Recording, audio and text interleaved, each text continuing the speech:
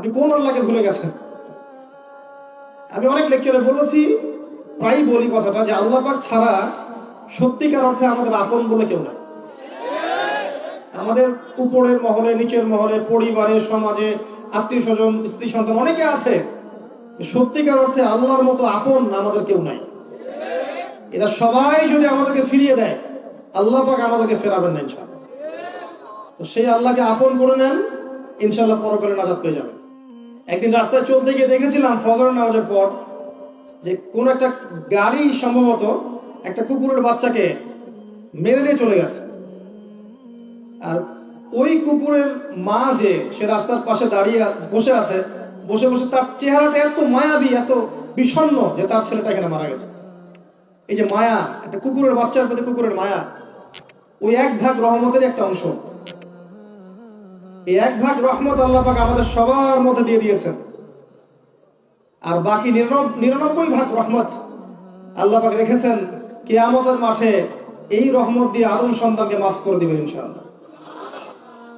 আমরা সেই আল্লাহকে ভুলে গেছি এখন।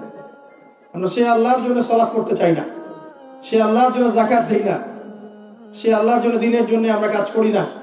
আল্লাহর দ্বীন আল্লাহর জমিনে প্রতিষ্ঠা হোক সেই চেষ্টা করি না, বরং আল্লাহর দ্বীনের বিরোধিতা করার একটা ক্ষেত্র বাকি রাখি না। আমরা আল্লাহকে চিনতে পারি নাই। শোনেন, আল্লাহ পাক তো সেই সত্তা যিনি এখন জানেন যে আমাদের মধ্যে কে কে জান্নাতে যাবে, এখানে যারা বসে আছে, এবং মনে করেন আমাদের এখানকার মধ্যে এই ভাই জান্নাতে যাবেন। মনে করেন এই ভাই জান্নাতে যাওয়ার 1 কোটি বছর পরে তিনি কি করবেন আল্লাহ পাক এখনই জানেন সেটা। আমার কথা কি বুঝতে পারছেন? আর মনে করেন এখানকার মধ্যে কোনো এক ভাই জাহান্নামে যাবেন, নাউযুবিল্লাহ। সে জাহান্নামে যাওয়ার কোটি কোটি বছর পর কি আযাব ভোগ করবে আল্লাহ পাক এখনই সেটা জানেন, রাইট নাও। আপনি কোন আল্লাহকে ভুলে গেছেন? আমি অনেক লেকচারে বলেছি, প্রায় বলি কথাটা, যে আল্লাহ পাক ছাড়া সত্যিকার অর্থে আমাদের আপন বলে কেউ নাই। আমাদের উপরের মহলে, নিচের মহলে, পরিবারে, সমাজে, আত্মীয় স্বজন, স্ত্রী সন্তান অনেকে আছে, সত্যিকার অর্থে আল্লাহর মতো আপন আমাদের কেউ নাই। এরা সবাই যদি আমাদেরকে ফিরিয়ে দেয়, আল্লাহ পাক আমাদেরকে ফেরাবেন না ইনশাআল্লাহ।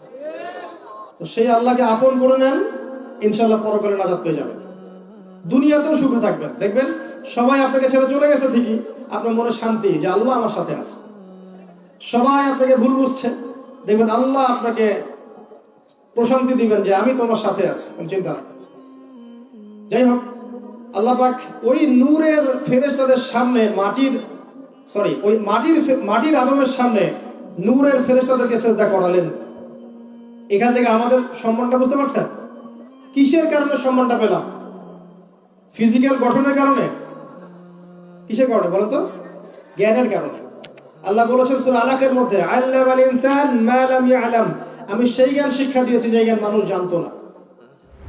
আমরা সৃষ্টিগতভাবে জ্ঞানী ছিলাম না, আল্লাহ তার জ্ঞান থেকে আমাদেরকে জ্ঞান দিয়েছেন, এবং বাই ডিএনএ এই জ্ঞানটা আমাদের মধ্যে ছড়িয়ে পড়েছে। এখন আদম আলাইহিস সালামকে বলা হলো জান্নাতে থাকো, তার সঙ্গীর প্রয়োজন ছিল। আল্লাহ পাক আদম থেকেই হাওয়াকে সৃষ্টি করলেন আলাইহিস সালাম। একটা শর্ত দিয়ে দিলেন। শর্তটা কি ছিল? ওয়ালা তাকরাবু হাযিহিশ শাজারা, এই গাছের কাছেও যাবে না।